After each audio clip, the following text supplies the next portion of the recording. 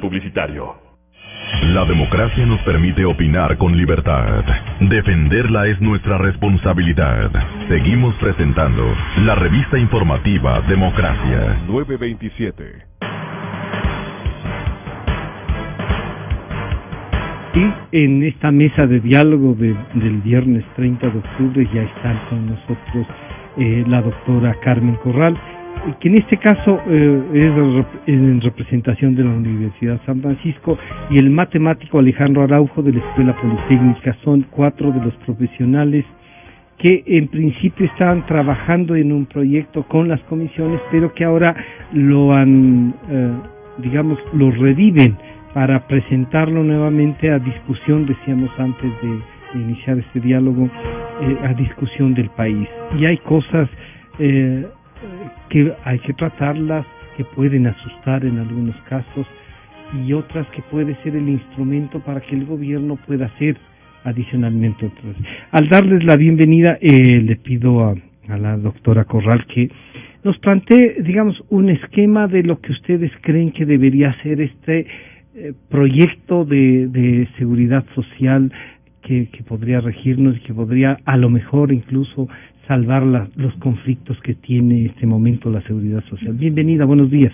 Buenos días, muchísimas gracias, Francisco. Sí, efectivamente, con los profesionales, profesores, doctor Fernando Muñoz, matemático Alejandro Araujo aquí presente, y el doctor Carlos Sánchez, médico, y quien habla, elaboramos este proyecto de ley.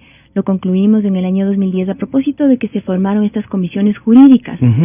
Nosotros ahora lo hemos vuelto a presentar porque queremos generar un debate, y ha coincidido que la Escuela Politécnica Nacional creó en agosto un observatorio de la seguridad social.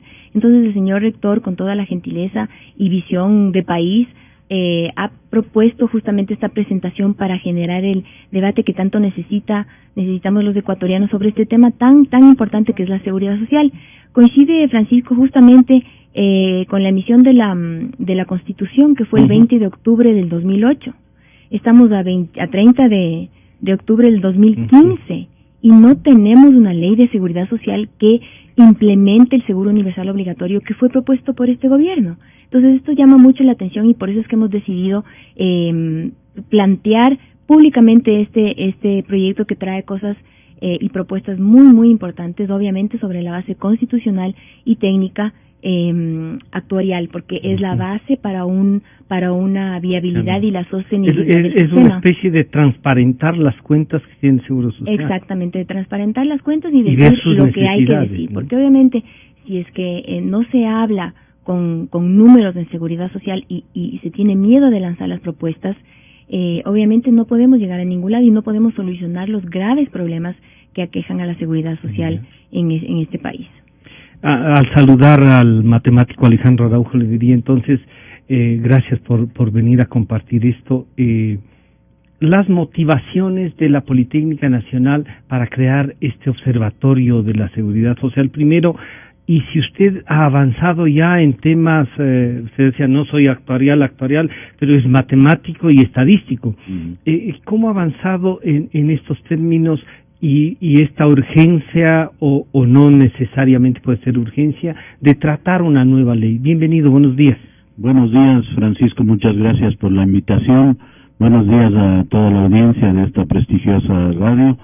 En efecto, la motivación que tiene la Escuela Politécnica Nacional al crear el observatorio está muy motivado por una preocupación social, que es una preocupación de todos, hacia dónde va la seguridad social en el país.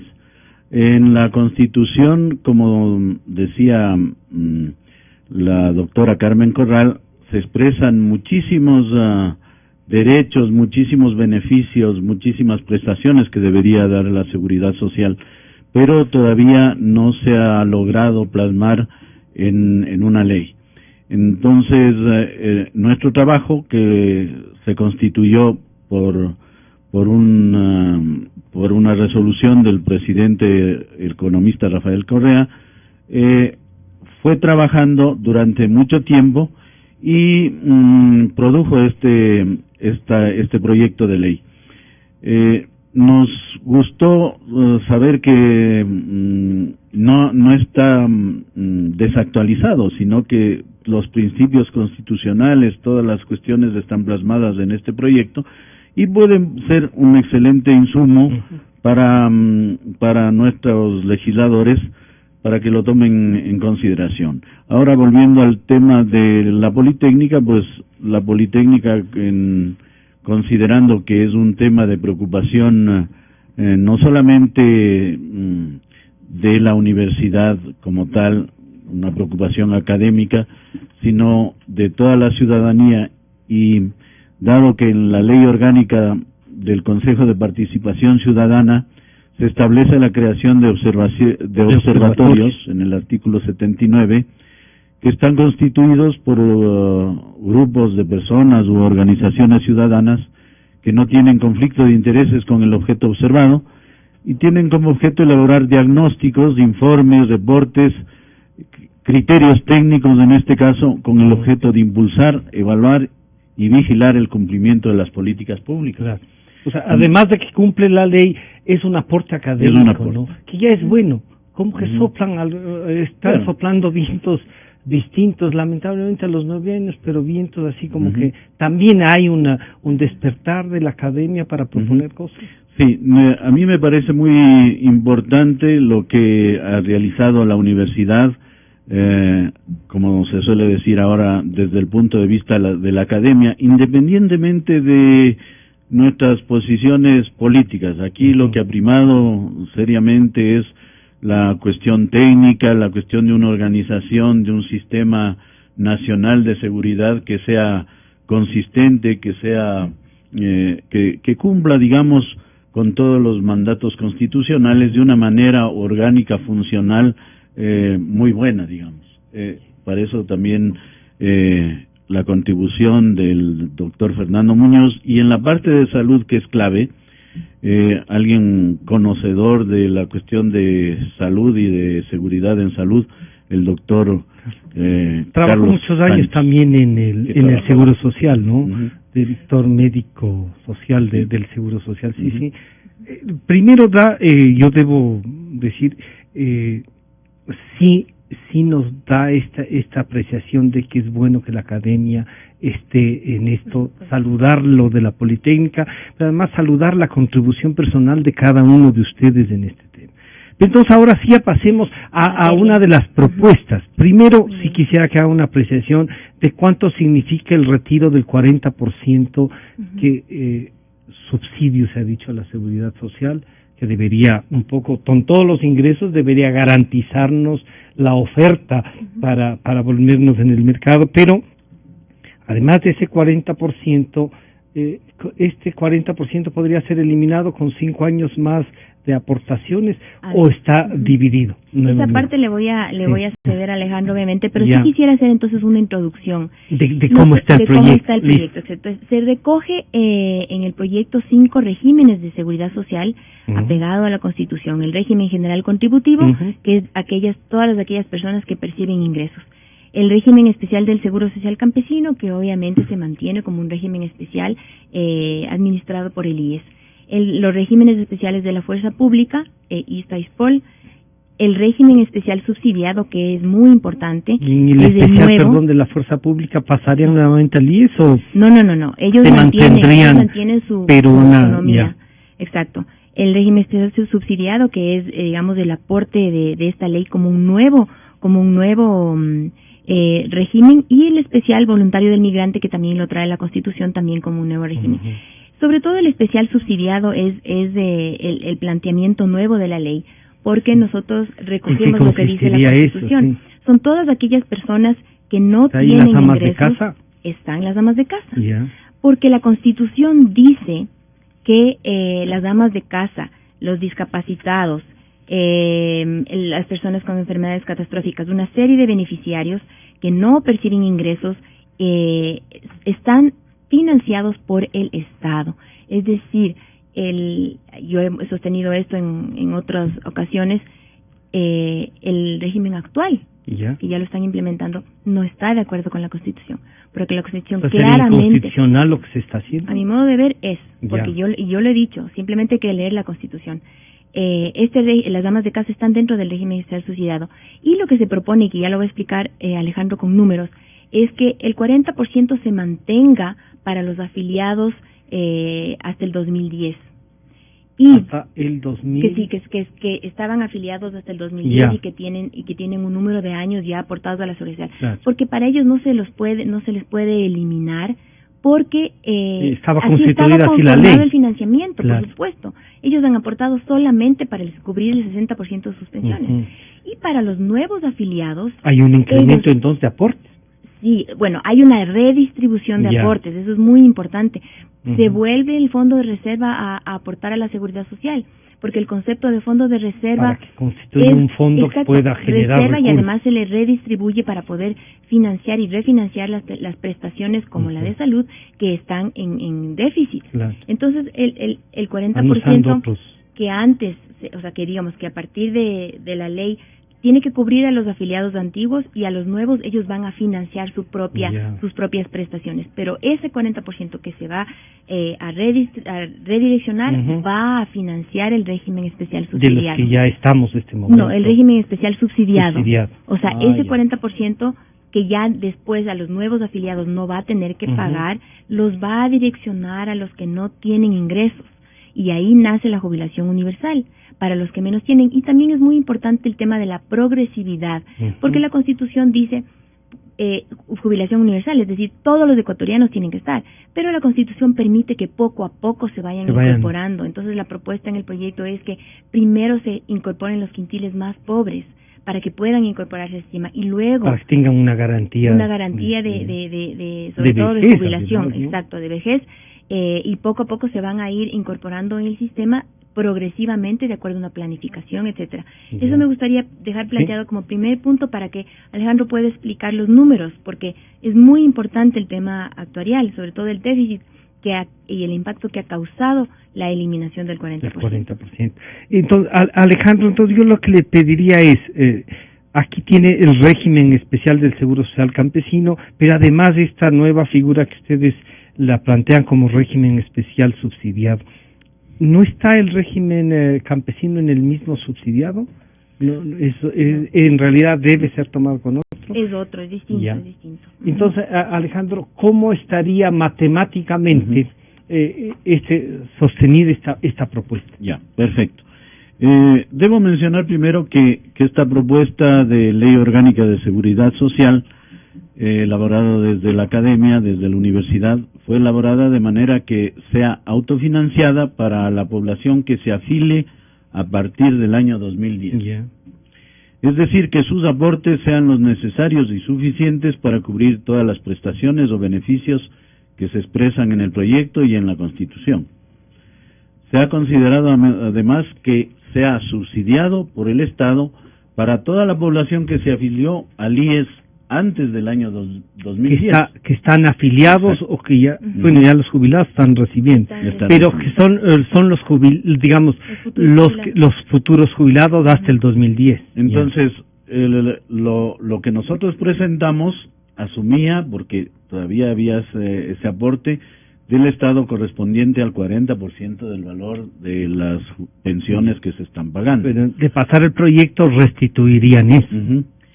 Lo que representa, pues, este 40% es un reconocimiento de la deuda del Estado al IES, y es un reconocimiento que además que prácticamente los aportes de los afiliados desaparecieron con la dolarización, digamos así como se suele decir. Desde la dolarización hay números en negro en el Seguro Social. Pues se licuaron los ahorros de todos, la plata del IES.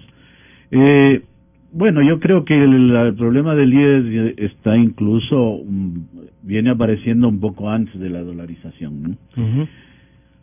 Pero la preocupación es que al haberse eliminado el aporte del 40% del Estado para las pensiones que otorga el IES, y luego de la decisión también, que es muy importante tomar en cuenta esto, de ampliar la cobertura de salud al cónyuge y a los hijos menores de 18 años. el déficit alcanza un valor bien alto, digamos. En esto hay coincidencia con estudios actuariales de firmas muy serias y de actuarios muy experimentados. Yo algún rato leí por la prensa que el actuario y matemático Rodrigo Ibarra mencionaba que el déficit actuarial del Seguro Social es de 70,000 millones. En general ¿no? En general. Entonces yo dije, bueno, me pareció un poco exagerado, pero ya realizando los cálculos, en efecto, está entre 70,000 y 80,000 millones de dólares. Si es que se considera que el sistema de seguridad social se debe mantener indefinidamente, es decir, una proyección, lo que se llamaría en matemática casi perpetua, ¿no? Claro que significaría no tan perpetua que digamos, sino hasta que todos los que estamos o que están recibiendo las pensiones ya se mueran, digamos, hasta que nos muramos nosotros, nuestras más esposas, que perpetua sería hasta el fallecimiento, de los beneficiarios del sistema de pensiones actual, y no hay que olvidar que lo actual estaba calculado con una proyección de vida de los ecuatorianos, que además ha aumentado. Que ahora ha aumentado considerablemente, y entonces... Usted sí, y este momento sí ratificaría que las necesidades de financiar esto son como 70,000 millones. Sí. ¿Sí? El resumen de los resultados del balance actuarial que yo presento y presenté el día de ayer, el valor actual de las aportaciones futuras, que no es más que nosotros estamos aportando al seguro, y entonces en el futuro va a coger el seguro esa cantidad, y a esas cantidades que se obtienen proyectando los sueldos con ciertas hipótesis y sacando el valor actual, ascienden aproximadamente a 153,000 millones. El valor actual de los beneficios futuros, es decir, lo que se va a pagar en el futuro, pero sacado a valor actual a esas personas, es de aproximadamente 230,000 millones de dólares, y el déficit actuarial bordea los 79,000 millones, o sea, es más de 70,000 millones. Entonces, este déficit, porque decir 70, digamos, es una cifra que en valores absolutos, como toda cifra en valores absolutos, no dice gran cosa, digamos. Pero si se la toma en cuenta frente al valor actual de los beneficios, representa el 34%, y eso ya dice bastante. Es un valor muy considerable. Si fuera hasta el 5%, etcétera, en efecto, son cosas que se puede corregir. Que podrían ser manejables, que pueden ser manejables, pero ya teniendo esa cantidad, hay que tomar medidas correctivas desde mi punto de vista de manera inmediata.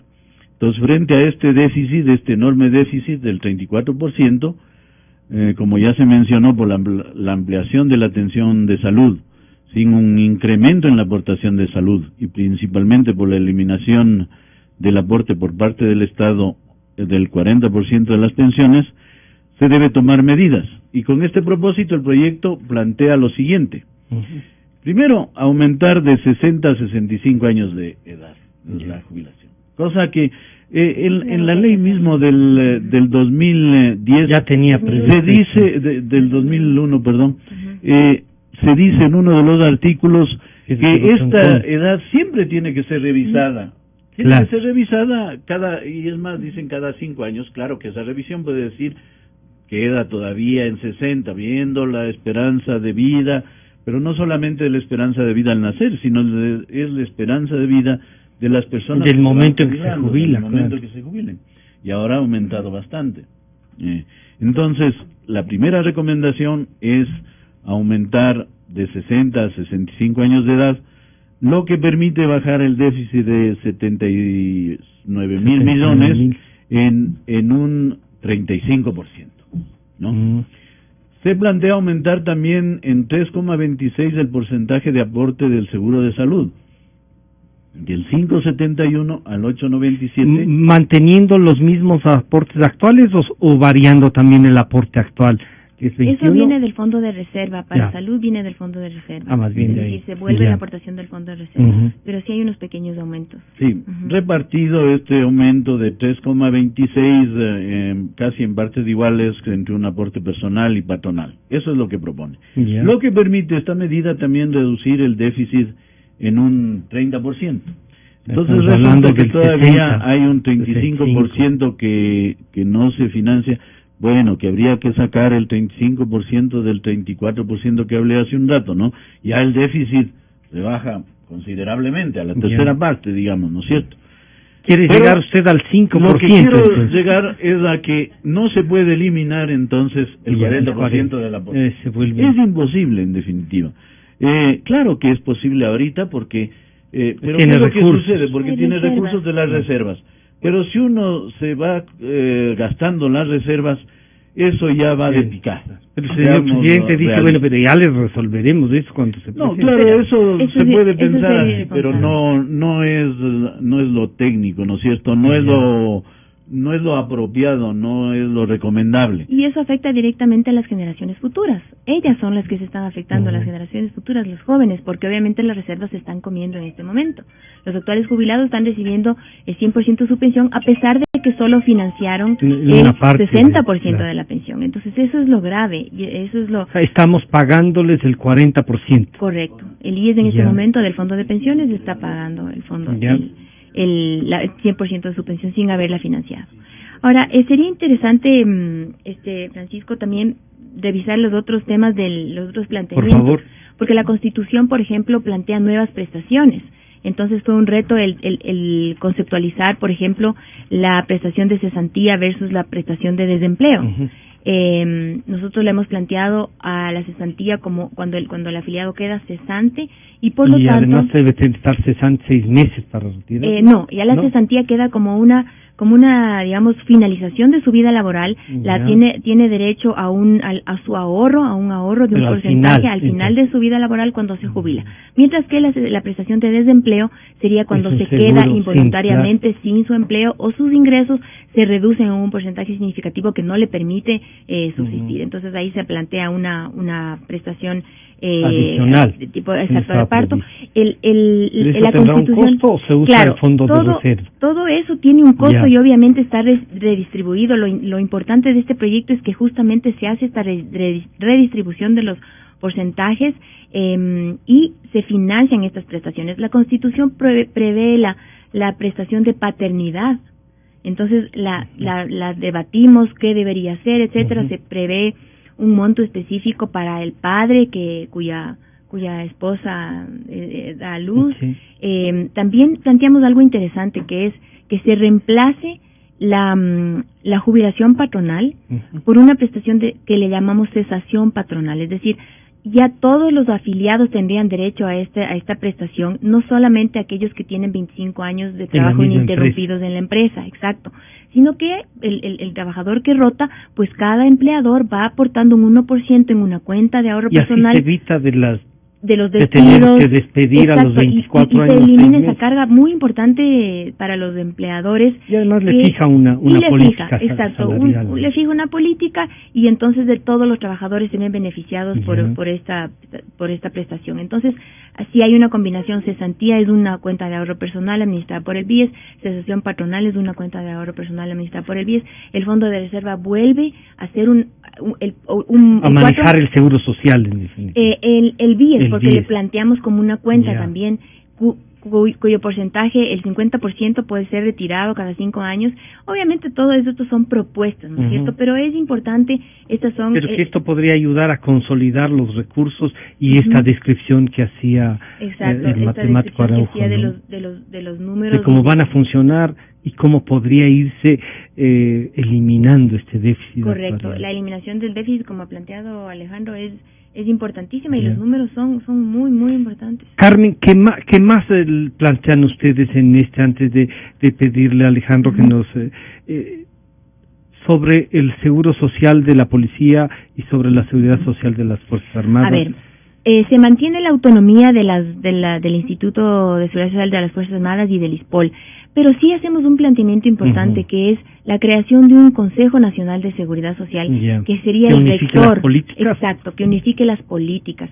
Sí planteamos un tema controversial que es la eliminación del Consejo Directivo del ISFA y del IES, la eliminación del Consejo Superior del ISPOL y la eliminación de la Junta Directiva de la Cesantía de la Policía Nacional, para que este Consejo dicte las políticas y la regulación, pero tiene prohibición de intervenir, solamente es un organismo rector, pero estos institutos autónomos y que funcionarán de manera separada e independiente van a tener un presidente ejecutivo y un vicepresidente ejecutivo elegido por concurso de méritos, personas técnicas y profesionales.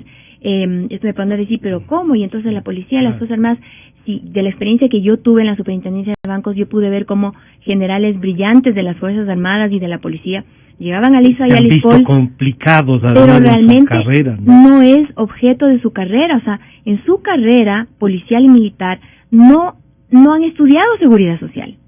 Entonces, y además no es una plaza que hay que cubrir. No, pues entonces, es un tema de técnica. Es un tema técnico. Entonces el problema era que además hay rotación porque es parte de su carrera, tanto militar como policial. Entonces pasan 1 o 2 años por el ISA y el ISPOL, pero no están especializados en eso. Entonces lo que planteamos nosotros es que pero hay alguien le podría decir, pero sí hemos tenido especialistas que han asesorado a estos generales. Pero son los que representan y los que hacen la gestión. Entonces la propuesta es que personas técnicas con muchos requisitos altos y calificados por una superintendencia de seguridad social son los que puedan administrar y representar a los institutos, manteniendo esto como un sistema público de seguridad social. También planteamos un sistema privado de seguridad social que está en la Constitución, pero en otra ley. Este proyecto de ley, el ámbito es la seguridad social pública. Alejandro, entonces, ¿qué otros datos tenemos, no sé si macros, pero también de lo que está pasando en este momento?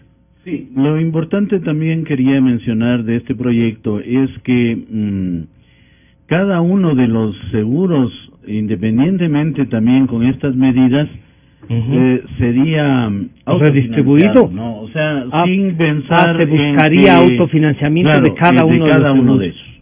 Entonces, por eso es que se plantea al seguro de salud una eliminación de los subsidios internos. De los subsidios internos. Eso es una cuestión importante. Y ahí se plantea una elevación para el tema del seguro de salud. Y bueno, un dato también que también le puede servir al gobierno, al Estado, es que con la finalidad de cubrir ese déficit del 35% que quedaba, después de haber aumentado de 60 a 65, después de haber aumentado el aporte de salud, la aportación de 5.71 a 8.97, quedaba todavía un déficit del 35%, pero que en realidad se puede cubrir no con un aporte del 40% de las pensiones, sino el 30% de las pensiones según mis cálculos. Cosa que es importante. Una baja del 40 hasta el 2010, hasta el 30, digamos, se podría decir. Y este 30%, claro, se lo puede manejar en épocas de que la reserva, digamos, está alta. O sea, el 30% es en promedio, ¿no? En todos estos años. O sea, pero no se debe eliminar. Se debe buscar la manera que en promedio haya este 30%. Y que sea una especie como reserva de disponibilidad. O sea, que en unas veces la reserva, si está bajo, poner más del 30% incluso. Y si está alto, y en época de crisis, de pronto bajar un poco, pero en promedio una flexibilización, pero que realmente nos lleve a este promedio real, porque es el que nos sirve para que no se cubra totalmente y no haya déficit. Y hay una transición, ¿no? O sea, es importante también que va a haber una transición y que ya las nuevas generaciones van a autofinanciar sus pensiones y sus prestaciones. Eso es muy importante. Carmen, ¿qué esperarían entonces al plantear? ¿El observatorio en la Politécnica va a recibir los de estos? ¿Van a convocar a otras las personas? Correcto. ¿Van a hacerles llegar a las organizaciones políticas, sindicales? El día de ayer, que fue la presentación del proyecto en la Escuela Politécnica Nacional, los asistentes se anotaron para poder participar vamos a conformar mesas para debatir este proyecto y perfeccionarlo, actualizarlo. Han ocurrido muchos cambios importantes desde que se finalizó el proyecto, pero los justamente profesores de las otras universidades también. Sí, obviamente es un proyecto perfectible y obviamente tiene temas polémicos que hay que debatir, pero esa es la idea, o sea, poner sobre la mesa y debatir. Y tomar una resolución. O sea, la idea nuestra es que esto llegue a un final feliz de por fin tener una ley orgánica de seguridad social que empoderarnos de nuestra seguridad social. Exacto, pero de manera técnica. Porque eso es fundamental, o sea, la seguridad social tiene que manejarse de manera técnica. Pero Carmen, de su experiencia, la gente a ratos dice, yo no quiero pagarle al seguro social porque, claro, no ven hacia el futuro, sino este momento y que dice, yo tengo 20 años, 25 años, nunca me he ido a un hospital, y bueno, dando gracias a Dios no se ha ido, ¿no? Pero un poco como que hay todavía esa resistencia de pensar. Es lógico y obviamente tienen toda la razón porque ahorita las prestaciones no son suficientes, no hay una atención oportuna, etcétera, ¿no? Pero el proyecto plantea también una transformación administrativa interna para que pueda ser efectivo. Se plantea una reforma importante médica que puede el doctor Sánchez en algún momento explicarla. Entonces se supone que estamos planteando una efectivización, una reingeniería de la parte administrativa también para que puedan ser prestaciones inclusive atractivas para que el afiliado diga, okay, sí, porque voy a beneficiarme. Esa es la idea también. Alejandro, entonces, si hay otras organizaciones que quieran devenir al observatorio, ¿tienen ahí una oficina, alguien con quien tienen que hablar? ¿Cómo se puede iniciar debates, que las universidades les inviten, que se propongan? Vamos a seguir trabajando en este proyecto y no solamente en este proyecto, sino en el Observatorio de Seguridad Social. Ya hay una primera lista que se generó el día de ayer en la presentación del proyecto y aprovecho esta oportunidad para dejarle en CD la versión del proyecto, Francisco. Gracias. Y pues esperamos también que las personas interesadas en este ¿pueden acceder a alguna página electrónica? Sí, lo vamos a crear. Sí, va a estar en la página, en el portal de la Escuela Politécnica Nacional. Bien, yo también quería mencionar un poquito de lo que entendí de la cuestión de el tiempo, lamentablemente, Alejandro, pero una última apreciación, por favor. No, quería mencionar que en la cuestión de salud el experto es el doctor Carlos Sánchez, pero me parece muy interesante el planteamiento que él hace, porque lo hace en términos de los niveles, digamos, de atención, ¿no? Por ejemplo, yo particularmente he aprovechado de que en la Politécnica hay un doctor del seguro que cada 2 años como máximo nos obligan a hacer el chequeo de rigor, digamos, de cada año o cada 2 años. Entonces ese es un primer nivel, que yo no necesito ir al hospital, que no termina, que no termine en urgencia. Claro, que no termina siempre en el nivel de la especialidad, que si de ahí de los exámenes amerita ya que mandar a un especialista es otra cosa. Gracias por la oportunidad. No, gracias a ustedes y además gracias por plantear estas cosas que a veces las miramos de lejos, podemos criticarlas, pero que no asumimos la responsabilidad.